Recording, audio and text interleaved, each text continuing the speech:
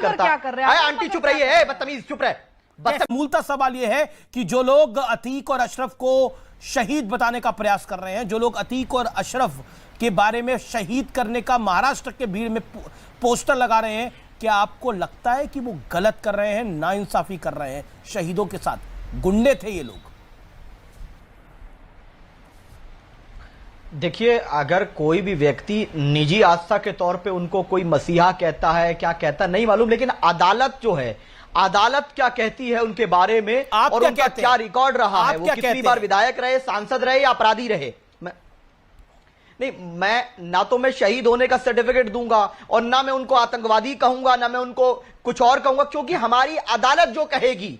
अदालत ने 100 मुकदमे से ज्यादा उन पे थे, सिर्फ एक में उनको सजा दी और बाकियों में उनको काफी केसेस में बरी भी किया कि राजनीतिक द्वेष में कार्रवाई हुई। तो मेरे से ज्यादा इंपॉर्टेंट अदालत है, लेकिन जो किलिंग को जस्टिफाई कर रहे हैं, लगभग 45 केसेस में ट्रायल चल रहा था, युवा मोर्चा, जबकि 45 केसेस में ट्रायल चल रहा था, गुड्डू बमबाज को लेके घूम रहे थे, संतरे अनारों की तरह बम फेंकवा रहे थे पुलिस वालों पर, और आप कह रहे हैं कि अभी आपको सोचना पड़ेगा, विचारना पड़ेगा। ट्रायल चलना, अमीश भाई, ट्रायल चलना अपराध नहीं होता है। भाजपा के 111 विधायकों पे ट्रायल चल रहा है, 28 पर 30 पर जघन्य अपराध के मुकदमे हैं, मतलब सजा याफ्ता अपराधी लोग हैं, लेकिन अतीक अहमद सजा याफ्ता अपराधी एक मामले में है। अगर 100 में से, अगर मतलब कि अब मैं ये जानना चाहता हूँ, सुब्राष्ट्रा भी उस तरफ है, मैं आपसे भाई साहब ये जानना चाहता हूँ, आप कब अपराधी मानते हैं? 100 केस थे उसके ऊपर, 45 पे ट्रायल चल रहा था, 25 केसेस में फैसला आ जाता, तब आप उसको अपराधी मानते?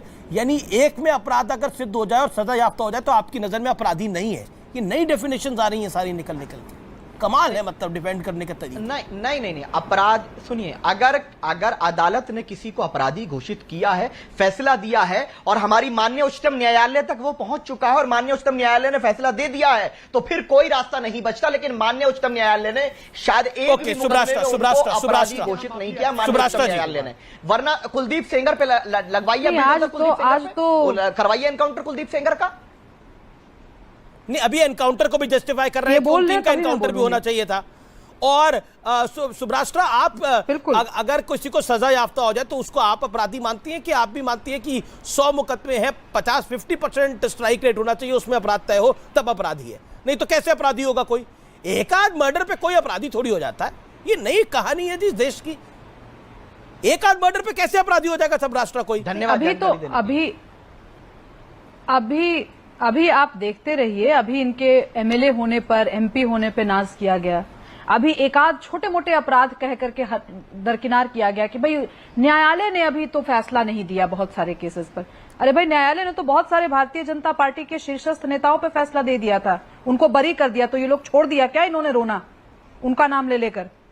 पूछिए ना, आज के बाद नहीं लेंगे क्या उनका नाम? ये मैं नाम भी नहीं लेना चाह रही हूं। तब समस्या ये है आमिश जी कि आज ये लोग पूरी तरह से एक्सपोज्ड हो चुके हैं, लेकिन इनको एक्सपोजर के बावजूद भी इतनी शर्म नहीं है कि एक माफिया, एक गैंगस्टर के लिए इनके मुंह से वो शब्द निकल सके जो जनता के पक्ष में हो।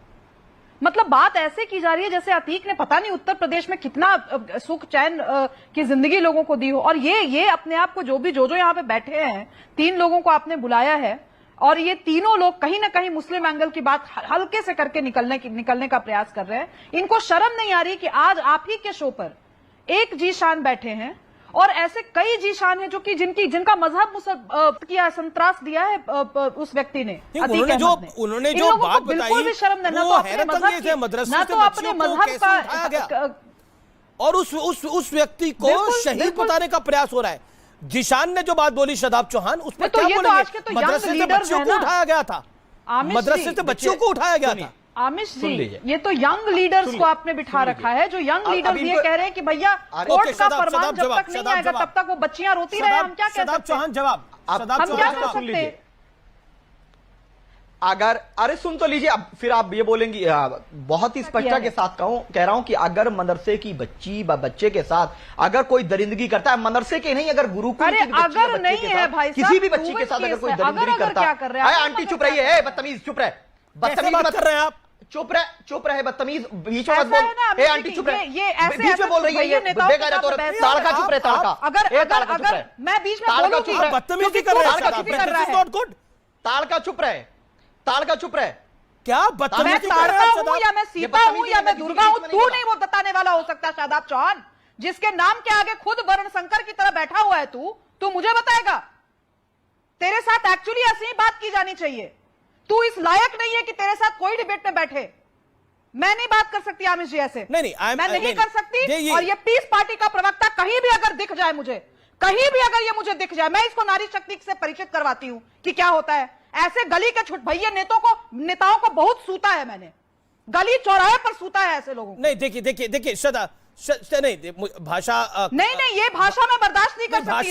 भाषा का ओके शादाब क्या इसको एंडोर्स करती है? नहीं, शादाब चौहान, क्या शादाब चौहान को चर्चा हो रही थी, आप किस तरह की भाषा का इस्तेमाल कर रहे हैं? शादाब चौहान को दिखाइए, एक सेकंड, शादाब चौहान को दिखाइए। शादाब चौहान को अगर तमीज नहीं है तो छोड़ देना राजनीति।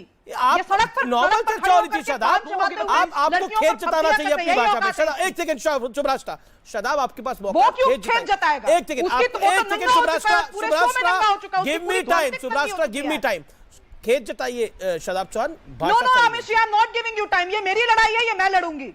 ये मैं किसी पुरुष को लड़ने नहीं दूंगी ये लड़ाई। जहां तो कोई पुरुष बात कर रहे हैं शादाब, ये बदतमीजी आप कर रहे हैं, ये बदतमीजी आप कर रहे हैं, ये जायज नहीं है, ये जायज नहीं है। आपको उनके विचार पसंद नहीं, आप तार्किक चर्चा करिए, लेकिन बदतमीजी अलाउड नहीं है, बदतमीजी बिल्कुल अलाउड नहीं है। और क्या होता है इस तरह की भाषा से फायदा, ये पार्टी और पार्टी के नेता तय करें। अब मैं आपका ध्यान एक बेहद जरूरी खबर की तरफ खींचना चाहता हूं।